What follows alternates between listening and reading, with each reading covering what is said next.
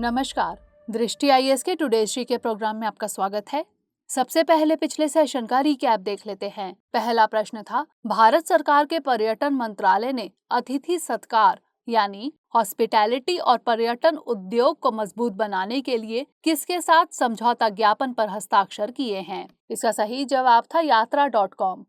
अगला प्रश्न था, निम्नलिखित कथनों पर विचार कीजिए। पहला, बांग्लादेश के प्रधानमंत्री ने मैंगो डिप्लोमेसी के तहत 2600 किलोग्राम आम भारत के प्रधानमंत्री नरेंद्र मोदी और पश्चिम बंगाल की मुख्यमंत्री ममता बनर्जी के लिए भारत भिजवाए हैं। दूसरा, ये हरिभंगा प्रजाति के आम हैं। तीसरा, इन्हें बांग्लादेश द्वारा म्यांमार से खरीदकर भारत भिजवाया गया है। उपर्युक्त में से कौन सा या से कथन सत्य है या फिर है? इसका सही जवाब था केवल 1 और 2।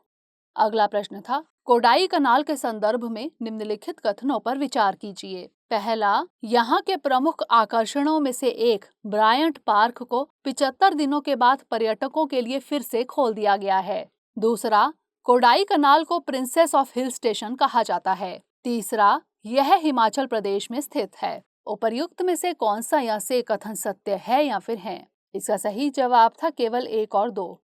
अगला प्रश्न था, तिल्लारी संरक्षण रिजर्व में किंग कोबरा देखा गया है। यह संरक्षण रिजर्व कहाँ स्थित है? इसका सही जवाब था महाराष्ट्र। अगला प्रश्न था, लास्ट आइस एरिया कहाँ स्थित है? इसका सही जवाब था आर्कटिक। अगला प्रश्न था, सुमेलित कर सही जोड़ी का चयन कीजिए। बांध और नदियां, मेट्टूर कावेरी, सरदार सरोवर महानदी, हीराकुंड नर्मदा या फिर इंदिरा सागर ताप्ती। इसका सही जवाब था मेट्टूर कावेरी। अगला प्रश्न था, बगराम एयरबेस कहाँ स्थित है? इसका सही जवाब था अफगानिस्तान। अगला प्रश्न था, एएफसी महिला एशियाई कप 2022 कहाँ आयोजित किया जाएगा? इसका सही जवाब था मुंबई और पुणे। अगला प्रश्न था, मध्य प्रदेश विधानसभा के अध्यक्ष कौन है? इसका सही जवाब था गिरीश गौतम। अंतिम प्रश्न था, फिल्म निर्माता करण जौहर ने सर चेट्टूर शंकरन नायर पर फिल्म बनाने की घोषणा की है। उन्हें किस कार्य के लिए जाना जाता है? इसका सही जवाब था जलियांवाला बाग नरसंहार की सच्चाई को उजागर करने के लिए। शुरुआत करते हैं आज के सेशन की। सबसे पहले देखेंगे अभ्यास प्रश्न। किस राज्य के मुख्यमंत्री ने 46 केम्पेगौड़ा धरोहर स्थलों के विकास की घोषणा की है? तमिलनाडु, आंध्र प्रदेश, कर्नाटक या फिर तेलंगाना? इसका सही जवाब है ऑप्शन सी, कर्नाटक। कर्नाटक के मुख्यमंत्री बीएस येदियुरप्पा ने पर्यटन को बढ़ावा देने के उद्देश्य से 46 केम्पेगौड़ा धरोहर स्थलों के विकास की घोषणा की है। 3 सर्किटों में कुल 46 केम्पेगौड़ा विरासत स्थलों को विकसित किया जाएगा। इन्हें 223 करोड़ रुपए की लागत से विकसित किया जाएगा। सभी केम्पेगौड़ा विरासत स्थल बेंगलुरु शहर क्षेत्र, बेंगलुरु ग्रामीण क्षेत्र, रामनगरम, चिक्काबल्लापुरा और तुमकुरू जिलों में स्थित है। तो इस तरह इस प्रश्न का सही जवाब है ऑप्शन सी, कर्नाटक। हमारे वीडियो अंग्रेजी में देखने के लिए फॉलो करें हमारा ही दूसरा यूट्यूब चैनल दृष्टि आईएएस इंग्लिश। आज के सेशन का पहला प्रश्न है, भारत सरकार ने किस विजन को साकार करने के लिए एक अलग मंत्रालय मिनिस्ट्री ऑफ कोऑपरेशन बनाया है? सहकार से समृद्धि, बेरोजगारी से मुक्त रोजगार से युक्त, भ्रष्टाचार से मुक्त पारदर्शिता से युक्त या फिर निराशा से मुक्त आशा से युक्त? इसका सही जवाब है ऑप्शन ए, सहकार से समृद्धि। भारत सरकार ने सहकार से समृद्धि के विजन को साकार करने के लिए एक अलग मंत्रालय मिनिस्ट्री ऑफ कोऑपरेशन बनाया है। यह मंत्रालय देश में सहकारिता आंदोलन को मजबूत करने के लिए एक अलग प्रशासनिक, कानूनी और नीतिगत ढांचा मुहैया कराएगा। ये मंत्रालय हमारे देश में सहकारिता आधारित आर्थिक विकास में मददगार साबित होगा। तो इस तरह इस प्रश्न का सही जवाब है ऑप्शन ए, सहकार से समृद्धि। अगला प्रश्न है, कोरोना वायरस के लैम्बडा वेरिएंट के संक्रमण के मामले सामने आ रहे हैं। इस वेरिएंट की पहचान सबसे पहले किस देश में हुई थी? भारत, पेरू, चीन या फिर ईरान? इसका सही जवाब है option B, Peru. Corona virus के लैम्बडा वेरिएंट की पहचान सबसे पहले दक्षिण अमेरिका के पेरू में हुई थी। इसे विश्व स्वास्थ्य संगठन ने वेरिएंट ऑफ इंटरेस्ट घोषित किया है। मलेशिया के स्वास्थ्य मंत्रालय के अनुसार यह वेरिएंट ब्रिटेन सहित अब तक 30 देशों में फैल चुका है? तो इस तरह इस प्रश्न का सही जवाब है ऑप्शन बी, पेरू।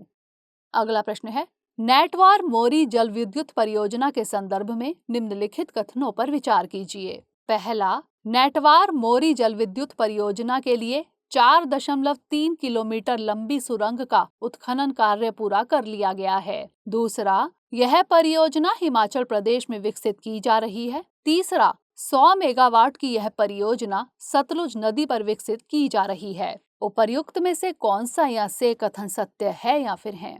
केवल एक और दो, केवल 2 और 3 या फिर 1, 2 और 3? इसका सही जवाब है ऑप्शन ए, केवल 1।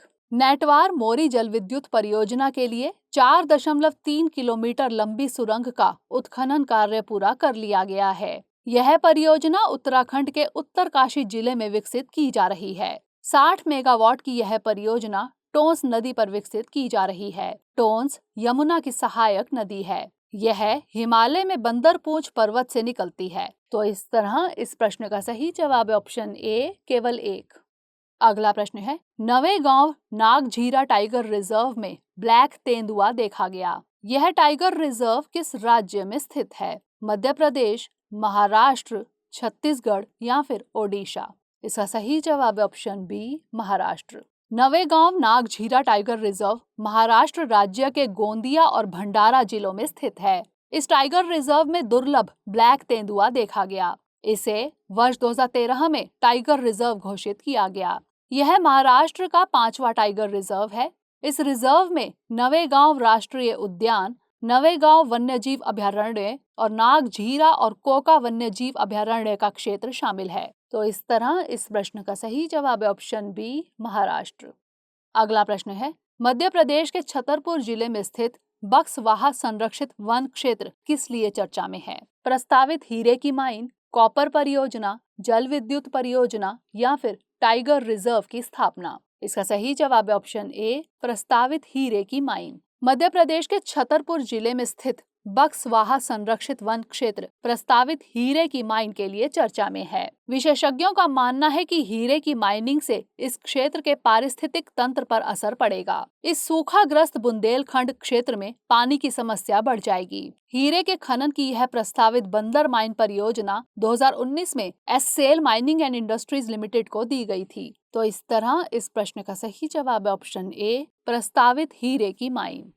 अगला प्रश्न है, किस राज्य से नई भूमिगत मकड़ी की प्रजाति ग्रेवलिया बोरो की खोज की गई है? मेघालय, त्रिपुरा, अरुणाचल प्रदेश या फिर असम? इसका सही जवाब है ऑप्शन डी, असम। असम राज्य से नई भूमिगत मकड़ी की प्रजाति ग्रेवलिया बोरो की खोज की गई है। इसे पश्चिमी असम के चिरांग रिजर्व फॉरेस्ट की झारबारी रेंज से खोजा गया है। ग्रेवलिया बोरो का संबंध नेमेसिडे फैमिली से है। नेमेसिडे फैमिली में मकड़ी की 184 प्रजातियां शामिल हैं। ग्रेवलिया बोरो मकड़ी का नाम असम के बोडो समुदाय के नाम पर रखा गया है। ये समुदाय असम के सबसे बड़े जातीय समूहों में से एक है। तो इस तरह इस प्रश्न का सही जवाब है ऑप्शन डी, असम।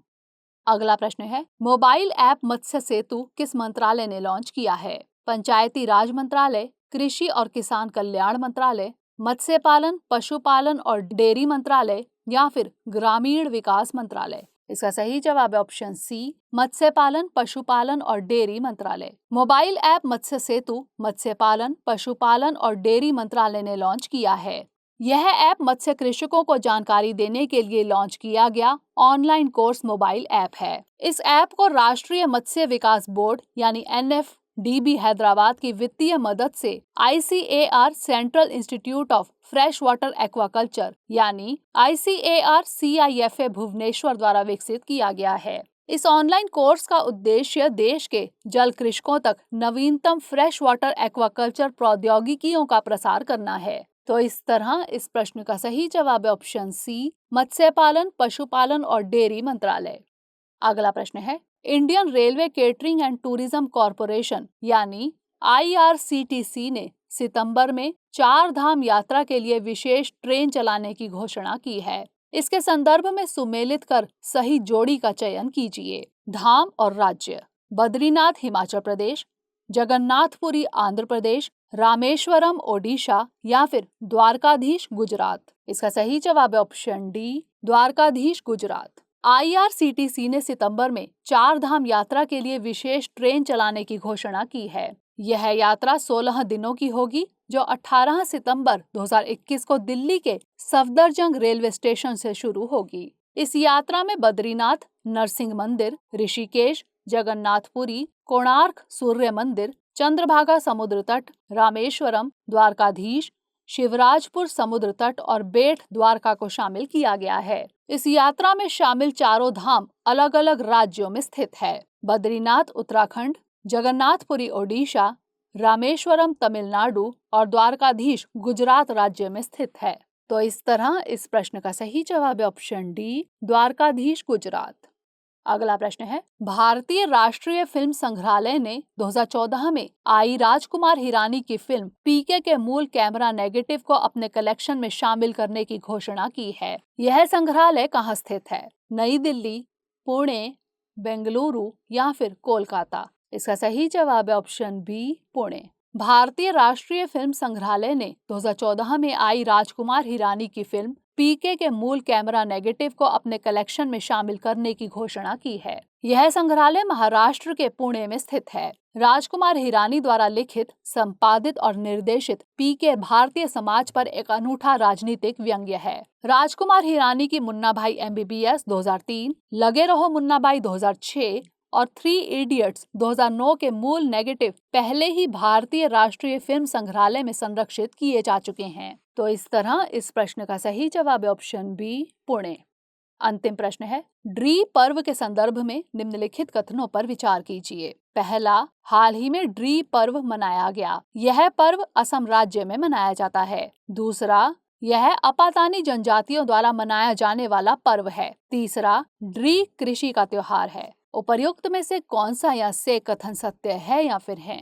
केवल एक और दो, केवल 2 और 3 या फिर 1, 2 और 3? इसका सही जवाब है ऑप्शन सी, केवल 2 और 3। ड्री पर्व अरुणाचल प्रदेश में मनाया जाता है। यह अपातानी जनजातियों द्वारा मनाया जाने वाला पर्व है।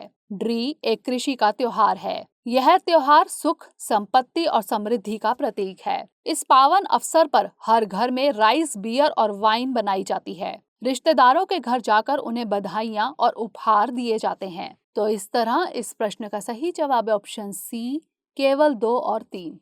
अब नोट कर लेते हैं आज का अभ्यास प्रश्न। US national oceanic and atmospheric administration के अंतरिक्ष पूर्वानुमान सेंटर के अनुसार किस स्थान के आसपास के क्षेत्रों में तेज रेडियो ब्लैकआउट हुआ है? अटलांटिक महासागर, प्रशांत महासागर, हिंद महासागर या फिर अरब सागर? इसका उत्तर हमें कमेंट सेक्शन में जरूर भेजिएगा। अगले सेशन में नए प्रश्नों के साथ मिलेंगे। तब तक के लिए पढ़ते रहिए एंड स्टे सेफ।